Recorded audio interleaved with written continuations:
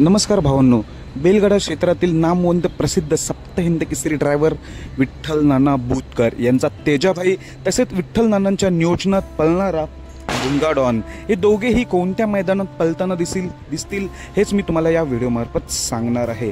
तर तुम्हाला माहिती आहे भुंगा डॉन सध्या मुंबई बिंदोड गाजवत आहे।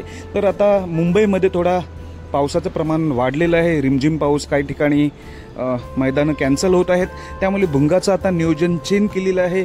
भुंगा डॉन आता 3 फेऱ्याच्या मैदानात येतोय, तो पण 100% पळणार आहे टॉप पायऱ्यात। तर तो कोणतं मैदान म्हणजेच अर्थातच उद्या जे मौजे पेठ नाकाचं मैदान आहे, या मैदानात भुंगा डॉन 100% पळताना दिसणार आहे। आज रात्री घाटावर दाखल होणार आहे आणि मौजे पेठ नाका येथे 100% पळताना दिसणार।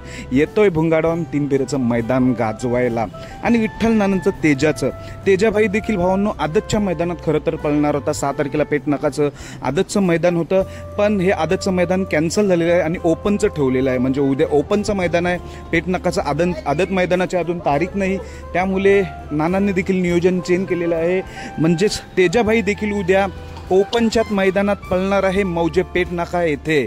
म्हणजे भुंगा डॉन देखील उद्या दिसणार आहे आणि तेजाभाई देखील ओपनच्या मैदानात उद्या पेठ नाका मैदानात पळताना दिसेल आणि टॉप पायऱ्यातच पायऱ्याची व्हिडिओ लवकरच घेऊन येईल।